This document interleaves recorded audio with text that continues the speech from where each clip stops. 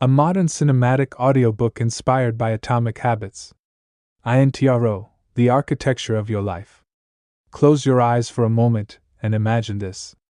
There's a man standing in front of a mirror. He's been standing there every morning for 30 days. Not to admire himself. Not out of vanity. But because he made a promise. A tiny promise. Just show up. Just look yourself in the eye and say, I am becoming someone new. That man was broke. Stuck. Going nowhere. Today, he runs a company. He's healthy. He's present with his kids. He's alive in a way he never thought possible. What changed? Not his circumstances. Not his luck. Not some magical moment of inspiration. What changed was something so small, most people would laugh at it. He changed one behavior. Then another. Then another. And slowly, invisibly, those behaviors rebuilt his identity.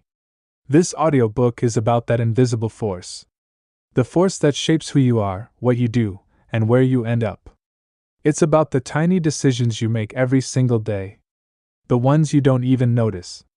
The ones that seem meaningless in the moment but compound into something extraordinary over time. We live in a world obsessed with big transformations. Lose 50 pounds. Make $1 million. Become a completely different person by next month.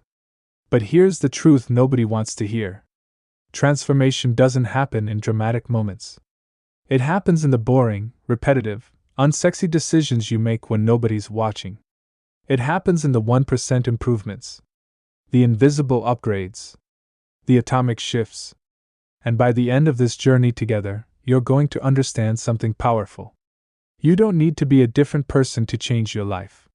You just need to be 1% better. Again. And again. And again. Let's begin. Section 1. The Invisible Architecture. Most people think their life is shaped by big decisions. The college you chose. The person you married. The job you took. But that's not how life actually works. Your life is shaped by the hundreds of micro decisions you make every single day without thinking. Whether you check your phone first thing in the morning. Whether you eat breakfast standing up or sitting down. Whether you take the stairs or the elevator. These feel meaningless. They feel like nothing. But here's what's really happening. Every action you take is a vote for the type of person you want to become. You scroll through social media for an hour? That's a vote for distraction. You read 5 pages of a book? That's a vote for growth. You skip the gym? That's a vote for stagnation. You go anyway? That's a vote for strength. One vote doesn't decide an election. But 1,000 votes? 10,000 votes? That's how you win. Think about it like this. Imagine 2 pilots. They're both flying from Los Angeles to New York. One of them adjusts his trajectory by just 3 degrees. Just 3. You wouldn't even notice it at takeoff. The plane looks like it's heading in the same direction. But by the time they land, one plane is in New York. The other is in Washington, D.C. 3 degrees. That's all it took. Your daily behaviors are those 3 degrees. They seem small. But they determine your destination. The person who drinks 1 soda every day doesn't feel unhealthy. Not today. Not tomorrow. But in 5 years? 10 years? The compound effect is undeniable. The person who writes 1 page every day doesn't feel like an author. Not on day 1. Not on day 10. But in a year? They've written a book. Your current results are the compound interest of your past behaviors. Your health is the compound interest of your meals. Your knowledge is the compound interest of your reading habits. Your relationships are the compound interest of your conversations. And here's the part that changes everything. If you want different results, you don't need to change your goals. You need to change your systems. You need to change the invisible architecture that produces those results. Let's move deeper. Section 2. The Plateau of Latent Potential. There's a valley everyone has to walk through. It's dark. It's lonely. And it's where most people quit. Picture this: you start a new habit. You're excited. You're motivated. You wake up early. You go to the gym. You eat clean. You study. You work on your side project. Day 1, you feel amazing. Day 7, you still feel good. Day 30, you step on the scale. You check your bank account. You look at your progress. And you see almost nothing. You've been working so hard. You've been so disciplined. And the results? They're barely visible. This is the valley. This is where dreams go to die. But here's what you need to understand. Results are not linear. They don't grow in a straight line. They grow like an ice cube melting in reverse. Imagine you're in a room. It's freezing cold. 25 degrees. You're sitting there, waiting for ice to melt. Nothing happens. You raise the temperature 1 degree. 26 degrees. Still nothing. Another degree. 27. Still frozen. You keep going. 28. 29. 30. 31. Still. Nothing. Then, at 32 degrees, the ice starts to melt. Did that 1 degree make all the difference? No. Every degree mattered. Every single one. But the results were delayed. Latent. Invisible. Until suddenly they weren't. This is how breakthrough moments happen. Not because you suddenly got better, but because you finally crossed the threshold where your efforts became visible. Most people quit at 28 degrees. They're so close. So incredibly close. But they can't see it. They can't feel it. So they stop. The winners? They keep going. They trust the process. They understand that change is happening beneath the surface. Even when they can't see it. Your job is not to see results immediately. Your job is to stay in the valley long enough for the compound effect to work its magic. Here's the truth most people miss. Section 3, the identity shift. There are 3 layers to change. Most people focus on the wrong one. The first layer is outcomes. This is about what you get. Lose 20 pounds. Write a book. Make 6 figures. The second layer is processes. This is about what you do. Go to the gym 4 times a week. Write every morning. Build a side business. The third layer is identity. This is about what you believe. Who you are. Here's the problem. Most people try to change their outcomes without changing their identity. And that's why they fail. Let me show you what I mean. 2 people are offered a cigarette at a party. The first person says, "No thanks, I'm trying to quit." The second person says, "No thanks, I'm not a smoker." Same outcome. Different identity. The first person still sees themselves as a smoker. They're just resisting. They're white-knuckling it. They're fighting themselves. The second person? They've already changed. In their mind, they're not a smoker. The cigarette isn't even tempting. It's not for them. It's for someone else. That's the power of identity. When you change your identity, your behavior follows automatically. You don't have to force it. You don't have to rely on motivation. You just act like the person you already believe you are. Think about a runner. A real runner. Not someone who's trying to run. Someone who is a runner. They don't debate whether to go for a run. They just run. Because that's what runners do. Now think about someone who's trying to become a runner. Every morning is a battle. Should I go? I don't feel like it. Maybe tomorrow. See the difference? One is fighting their identity. The other is living it. Here's how you shift your identity. You start with tiny actions. Every time you do that action, you cast a vote for the person you want to become. 1 vote doesn't change your identity. But 100 votes? 1,000 votes?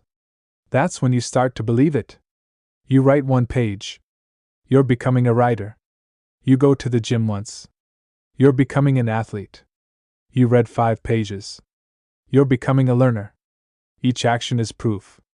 Evidence. A signal to your brain. This is who I am. And slowly, without even realizing it, your identity shifts. You stop trying to be someone. You start being someone. This brings us to a powerful shift. Section 4. The 4 laws of behavior. Every behavior follows a pattern. It's invisible, automatic. But once you see it, you can unsee it. It happens in 4 steps. Step 1: the cue. Something in your environment triggers your brain. You see your phone. You smell coffee. You hear a notification. Your brain notices. Step 2: the craving. You want something. Not the behavior itself, but the feeling the behavior gives you. You don't want to check your phone. You want to feel connected. You don't want coffee. You want to feel awake. Step 3: the response.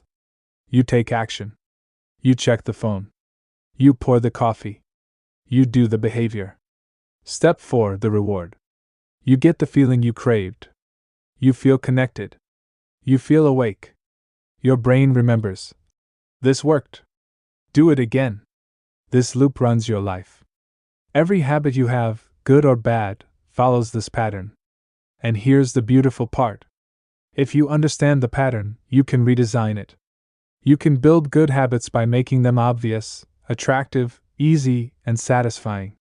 You can break bad habits by making them invisible, unattractive, difficult, and unsatisfying. Let me give you an example. You want to drink more water, but you forget. You don't crave it. It feels like a chore. So you redesign the loop. Make it obvious. Put a water bottle on your desk, right in front of you. You can't miss it. Make it attractive. Use a bottle you love. Make it beautiful. Make it something you want to use. Make it easy. Fill it up in the morning. Don't make yourself walk to the kitchen every time. Make it satisfying. Track it. Put a checkmark on your calendar. Feel the win. Now the loop works for you, not against you. The same system applies to every habit you want to build or break. You're not fighting yourself anymore. You're designing an environment where the right behavior is the easiest behavior. Let's move deeper into how this works. Section 5: the power of environment. Here's a question nobody wants to answer honestly. Are you the product of your choices? Or are you the product of your environment? Most people say choices. They want to believe they're in control, that willpower and discipline are enough. But science says something different. You are not a thinking machine that feels. You are a feeling machine that thinks. And your environment shapes your feelings more than you realize. Let me show you.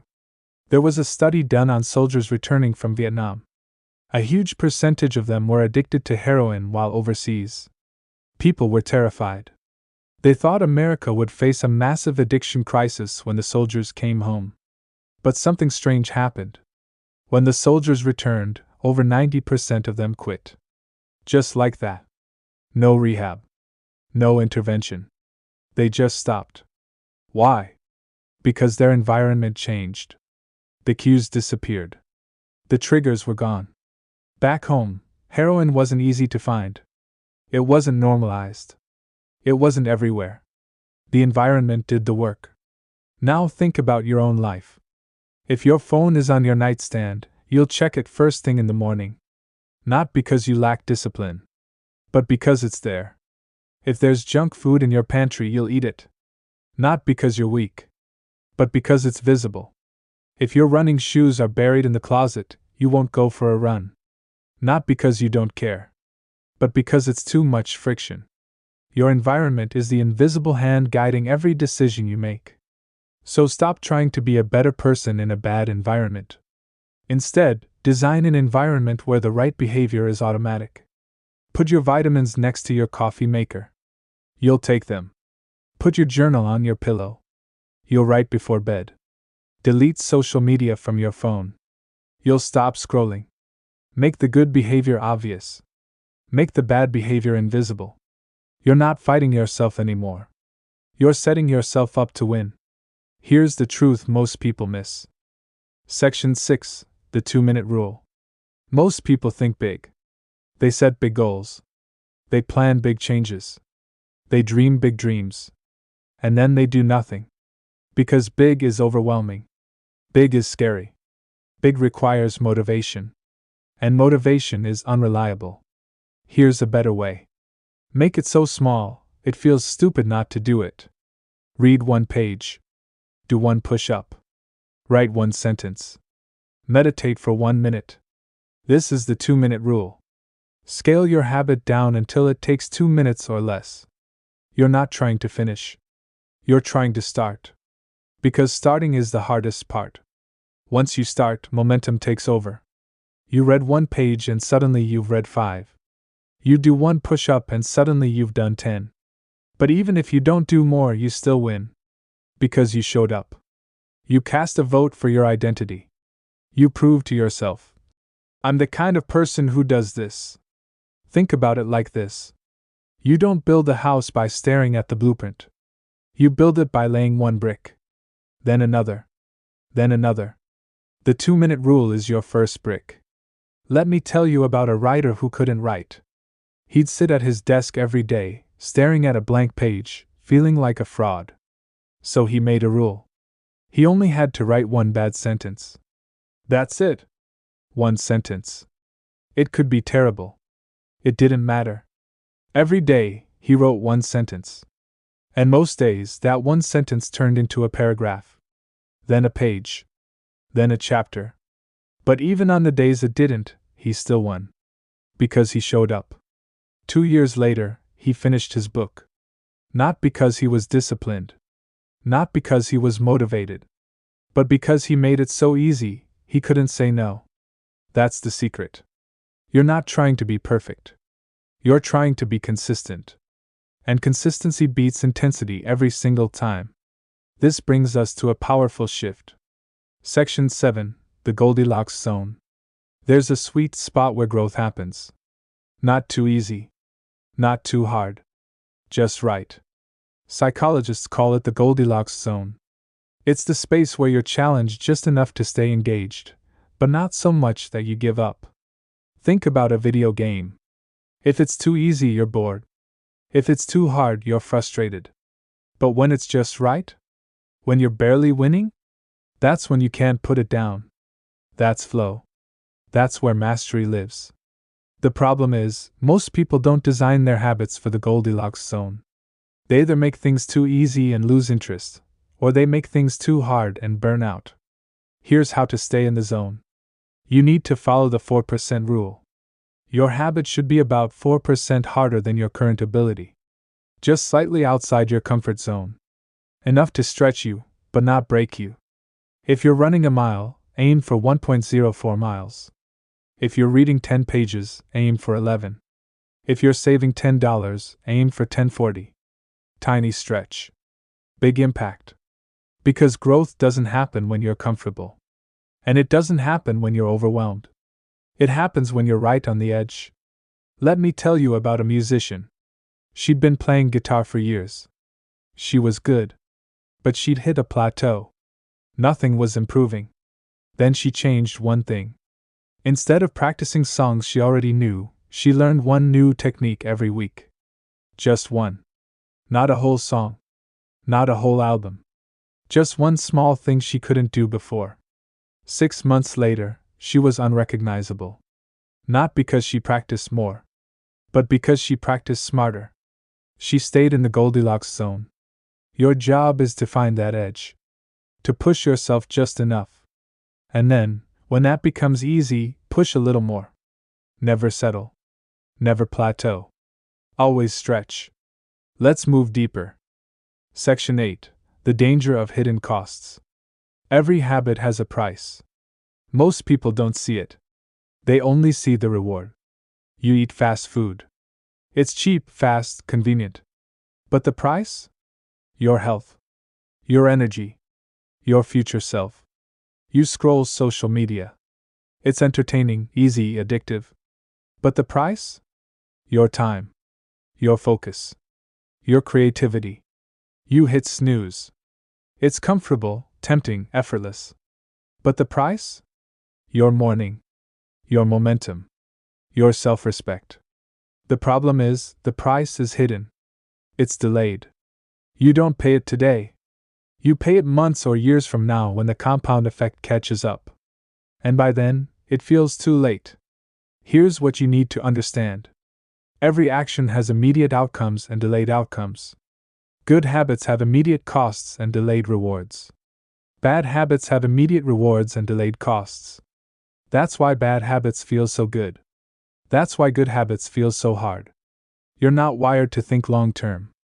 Your brain is designed for survival, for immediate gratification, for avoiding pain and seeking pleasure right now. But the life you want?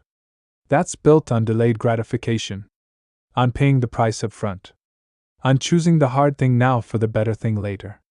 So here's how you win. You make the hidden costs visible. You bring the future into the present. You don't just think about the donut. You think about how you'll feel an hour later. Sluggish. Guilty. Regretful. You don't just think about skipping the gym. You think about who you'll become if you skip it 100 times. Weak. Unhealthy. Disappointed in yourself. You don't just think about the scroll. You think about the hours you'll lose. The book you won't write. The dream you won't chase. Make the invisible visible. Make the future real. Because the life you want is on the other side of short-term discomfort. Here's the truth most people miss. Section 9. The power of tracking. What gets measured gets managed. You've heard that before. But do you really understand it? Let me show you. There's something magical that happens when you track a behavior. It becomes real. It becomes visible. It becomes undeniable. You think you're working hard.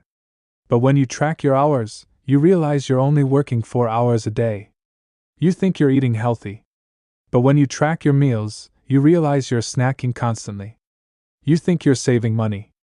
But when you track your spending, you realize it's disappearing on things you don't even remember buying. Tracking doesn't lie. And that's exactly why it works. But there's something deeper happening here. When you track a habit, you're not just collecting data. You're creating a visual representation of your identity. Every checkmark on your calendar is proof. Evidence. A vote for the person you're becoming. You see that chain of checkmarks growing longer and longer, and something shifts inside you. You don't want to break the chain. You don't want to let yourself down. The act of tracking becomes its own reward. Let me tell you about a guy who couldn't stay consistent with anything. He'd start strong, then fade. Start again, then quit. Over and over. Then he bought a calendar. A big one. And he made one rule. Every day he worked out, he put a red X on that day. That's it. Nothing fancy. Just a red X. The first week, he had 7 X's. It felt good. The second week, 14. He didn't want to break the streak. By the end of the month, he had 30 X's staring back at him. He wasn't just working out anymore. He was building proof. He was becoming someone who doesn't quit. 2 years later, he hasn't missed a week. Not because he's motivated, but because he's got 2 years of proof hanging on his wall. That's the power of tracking. It makes the invisible visible. It turns effort into evidence. It transforms behavior into identity. Here's how to use it. Pick one habit. Just one. Track it every single day. Don't overcomplicate it. Just mark it. Check it. Record it.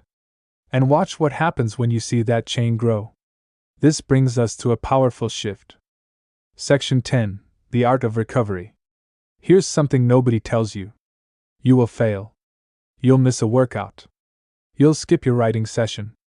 You'll eat the junk food. You'll break your streak. And when that happens, most people spiral.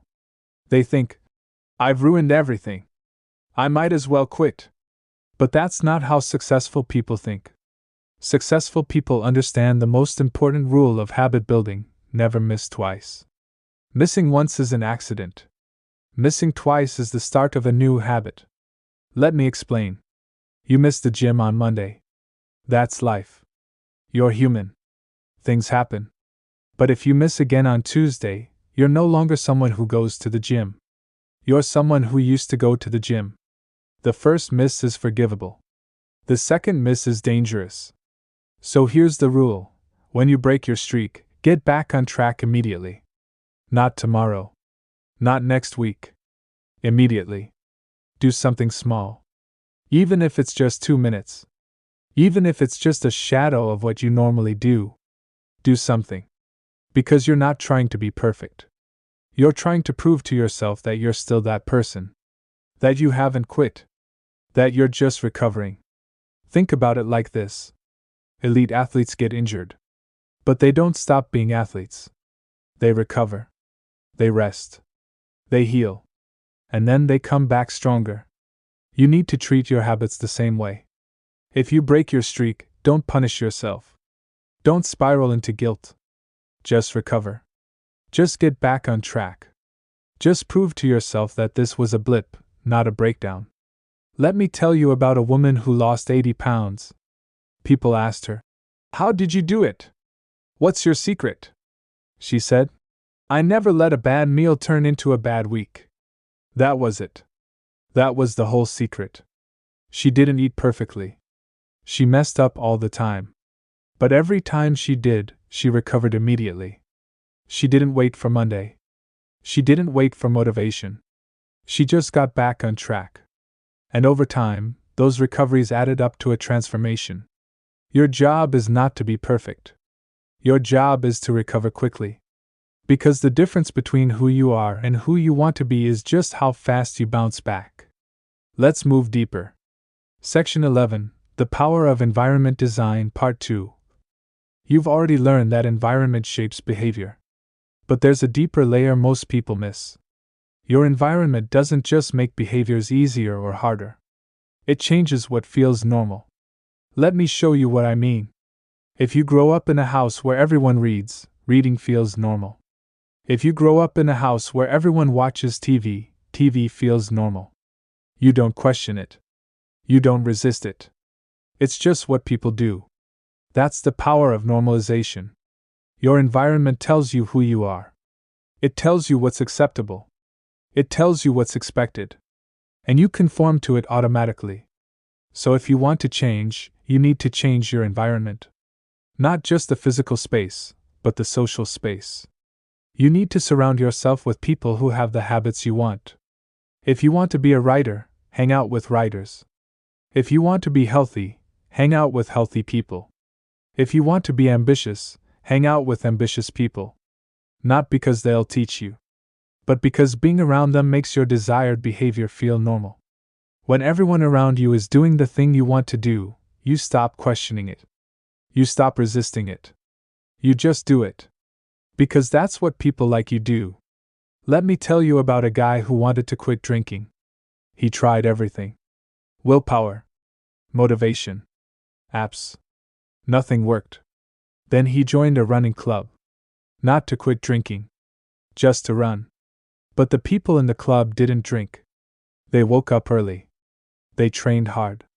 They were focused. And slowly, without even trying, he became like them. Because that's what runners do. 6 months later, he hadn't touched alcohol. Not because he was fighting the urge, but because he'd become someone else. That's the power of your social environment. You become the average of the people you spend time with. So choose your environment carefully. Choose your friends carefully. Choose your influences carefully. Because your environment is not neutral. It's either lifting you up or pulling you down. Here's the truth most people miss. Section 12, The Myth of Motivation. Let me destroy a myth right now. You do not need motivation to build good habits. In fact, relying on motivation is the worst strategy possible. Because motivation is fickle. It's emotional. It's unreliable. Some days you have it. Most days you don't. Motivation is what gets you started. Systems are what keep you going. Think about it. You don't brush your teeth because you're motivated. You brush your teeth because it's automatic. It's part of your routine. It's just what you do. That's the goal. To make your habits so automatic, you don't need to think about them. Here's how you do it. You stack them. You attach your new habit to an existing habit. After I pour my coffee, I'll write 1 sentence. After I brush my teeth, I'll do 10 push-ups. After I get home from work, I'll put on my running shoes. This is called habit stacking. And it works because your brain already knows the first habit. It's automatic. So the second habit gets pulled along with it. You're not relying on motivation anymore. You're relying on momentum. Let me tell you about a teacher who wanted to start meditating. But every day, she'd forget. She'd get busy. She'd tell herself she'd do it later. Then she made one change. After I sit down at my desk in the morning, I'll close my eyes for 60 seconds. That's it. She didn't try to meditate for 20 minutes. She didn't wait for the perfect time. She just stacked it onto something she already did. 1 year later, she's meditating every single day. Not because she's motivated, but because it's automatic. Your job is to stop chasing motivation and start building systems. Make your habits so easy, so automatic, so integrated into your life, that you don't need to think about them. Because the people who succeed aren't the ones who feel like doing it. They're the ones who do it anyway. This brings us to a powerful shift. Section 13. The Plateau of Mastery. Here's something nobody warns you about. Even when your habits are working, even when you're consistent, even when you're making progress, you'll hit another plateau. It's called the Plateau of Mastery. In the beginning, progress is obvious. You're learning fast. You're improving quickly. Every week feels like a breakthrough. But eventually you get good. And when you get good, progress slows down. You go from beginner gains to expert refinement. And expert refinement is invisible. You're working just as hard. Maybe harder. But the results? They're tiny. They're subtle. They're easy to miss. This is where most people stop. They think, I've plateaued. I'm not getting better. Why keep going? But here's what they don't understand. The plateau is where mastery happens. The plateau is where you separate yourself from everyone else. The plateau is where you become elite. Because most people quit at the plateau. Most people need to see results to stay motivated. Most people can't do the work when it feels invisible. But you're not most people. You understand that the plateau is not a stopping point. It's a refining point. You're not stuck. You're building depth. You're building expertise. You're building resilience. Let me tell you about a musician. He'd been playing for 10 years. He was great. People loved him. But inside, he felt stuck. He wasn't improving anymore. Then his teacher told him something that changed everything. You're not stuck. You're refining. You're 1% better than you were last year. You just can't see it yet. So he kept going. He kept practicing. He kept showing up. And one day, 5 years later, he played a solo that brought people to tears. Not because he learned something new, but because he'd refined everything he already knew to a level most people never reach. That's the plateau of mastery. You don't quit when progress slows down. You lean in. You trust the process. You keep going. Because the people who win aren't the ones who start strong. They're the ones who finish. Let's move deeper. Section 14. The Cost of Good Habits. Here's a truth you need to accept. Good habits are not free. They cost you something. They cost you comfort. They cost you convenience. They cost you the life you're currently living. And if you're not willing to pay that cost, you won't change. Let me be blunt. You can't build a great body without sacrificing junk food and lazy mornings. You can't build a successful business without sacrificing Netflix and weekends. You can't build deep relationships without sacrificing surface-level friendships and alone time. Everything has a price. And the question is not whether you want the outcome. The question is whether you're willing to pay the price. Most people aren't. They want the result without the sacrifice. They want the transformation without the work. They want the destination without the journey. But life doesn't work that way. The people who win are not the people who want it more. They're the people who are willing to pay more. They're willing to wake up early when it's dark and cold. They're willing to do the reps when nobody's watching. They're willing to sacrifice short-term pleasure for long-term gain. That's the cost. Let me tell you about an entrepreneur. He had a dream. He wanted to build a company. He wanted freedom. He wanted impact. But he also loved sleeping in. He loved going out with friends. He loved relaxing on weekends. For 2 years, he tried to have both. He tried to build a business while keeping his old lifestyle. And for 2 years, nothing happened. Then he made a choice. He decided the dream was worth more than the comfort. He woke up at 5. He worked weekends. He said no to parties. He paid the price. 3 years later, he sold his company for 8 figures. Not because he was smarter. Not because he was luckier. But because he was willing to pay the price nobody else would pay.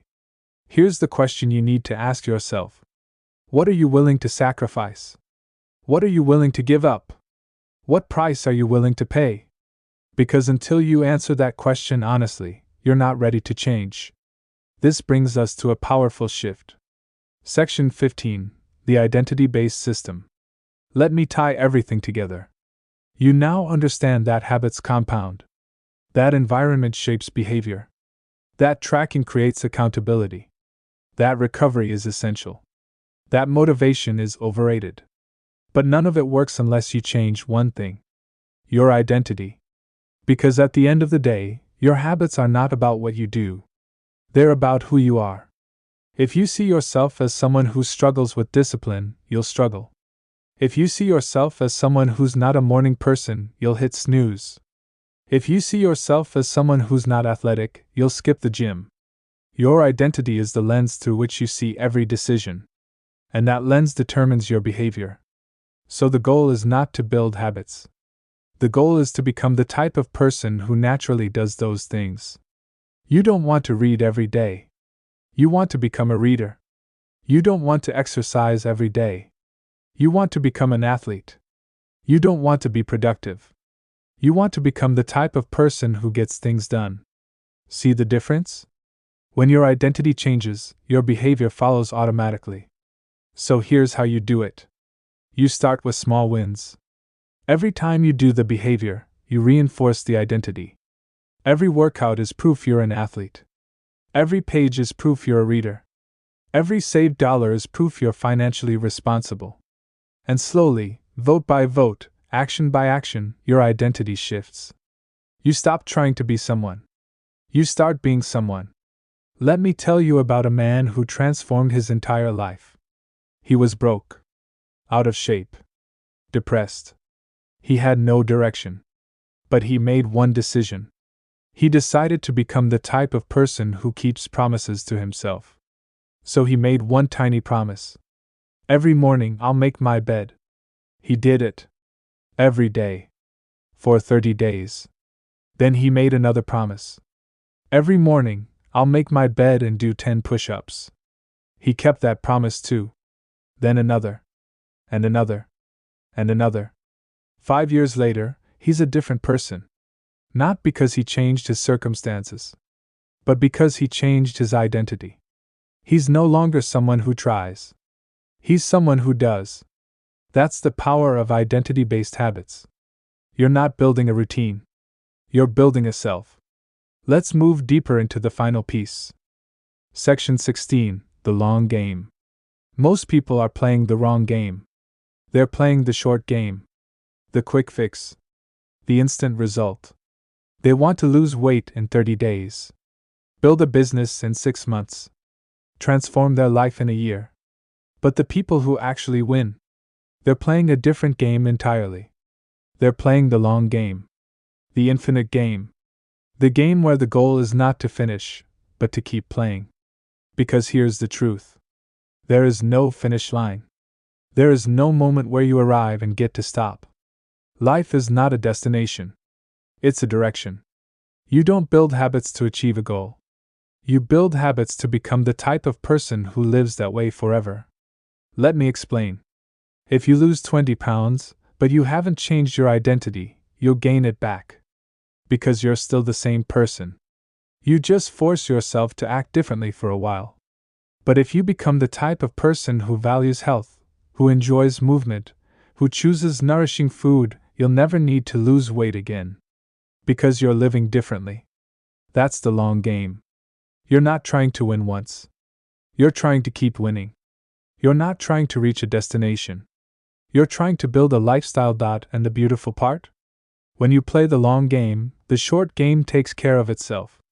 You don't worry about losing 20 pounds. You just live like a healthy person. And the weight falls off. You don't worry about making $1 million. You just live like someone who creates value. And the money follows. You don't worry about being successful. You just live like someone who shows up every day. And success becomes inevitable. That's the shift. Stop chasing outcomes. Start building systems. Stop thinking in sprints. Start thinking in decades. Because the people who win are not the fastest. They're the ones who never stop running. Let me tell you about a writer. He wasn't talented. He wasn't connected. He wasn't lucky. But he had one advantage. He was willing to play the long game. He wrote every single day. Not for fame. Not for money. Not for applause. Just because that's what writers do. 10 years later, he'd written a dozen books. Some sold well. Most didn't. But he didn't care. He wasn't playing for outcomes. He was playing to play. 20 years later, he's a household name. Not because he got lucky. But because he never stopped. That's the long game. You don't need to be the best. You just need to keep going. This brings us to the final truth. Section 17. The compound effect of identity. Here's the ultimate realization. You are the compound interest of your daily actions. Every decision you make is an investment. Either in the person you want to become, or in the person you're trying to leave behind. Every workout is an investment in your future health. Every book is an investment in your future wisdom. Every conversation is an investment in your future relationships. Every dollar saved is an investment in your future freedom. And here's the magic. You don't need to see the return today. You just need to trust that it's compounding. Because in 10 years, the person you've become will be the sum of the tiny decisions you made every single day. And those tiny decisions? They're either building you up or breaking you down. There's no neutral. There's no standing still. You're either moving forward or sliding backward. So the question is simple. Who do you want to be in 10 years? And what are you doing today to become that person? Not tomorrow. Not next week. Not when you feel motivated. Today. Right now. Because the person you're becoming is not determined by your big decisions. It's determined by the small ones. The invisible ones. The atomic ones. The decision to wake up early. The decision to skip the donut. The decision to write one sentence. The decision to keep your promise to yourself. Those are the decisions that matter. Those are the decisions that compound. And over time, those decisions become your identity. And your identity becomes your destiny. Let me leave you with one final story. There was a man who wanted to change his life. He tried everything. Goals. Plans. Motivation. Nothing stuck. Then he realized something. He didn't need a better plan. He needed a better identity. So he stopped trying to achieve things. He started trying to become someone. Every day, he asked himself one question. What would the person I want to be do right now? And then he did that thing. One decision at a time. One day at a time. One identity vote at a time. 5 years later, he looked back and couldn't recognize the person he used to be. He wasn't lucky. He wasn't special. He just compounded. And so can you. Ending, the person you're becoming. So here we are. You've walked through the valley. You've learned the systems. You've seen the truth. And now, the only question that matters is this. Who are you becoming? Not who you want to be. Not who you think you should be. But who are you becoming right now, today, based on the choices you're making? Because the person you're becoming is already here. They're in the decisions you made this morning. The habits you kept. The promises you honored. They're in the tiny votes you cast for yourself when nobody was watching. And if you don't like who you're becoming, you can change it. Right now. Today. Not with a big decision. Not with a dramatic transformation. But with one small choice. One atomic habit. One vote for the person you want to be, and then another, and another, and another. Until one day, you look in the mirror and realize that person you were trying to become? They'd been here all along. You just had to prove it to yourself. Vote by vote. Day by day. 1% at a time. Welcome to the rest of your life. Now go become who you already are.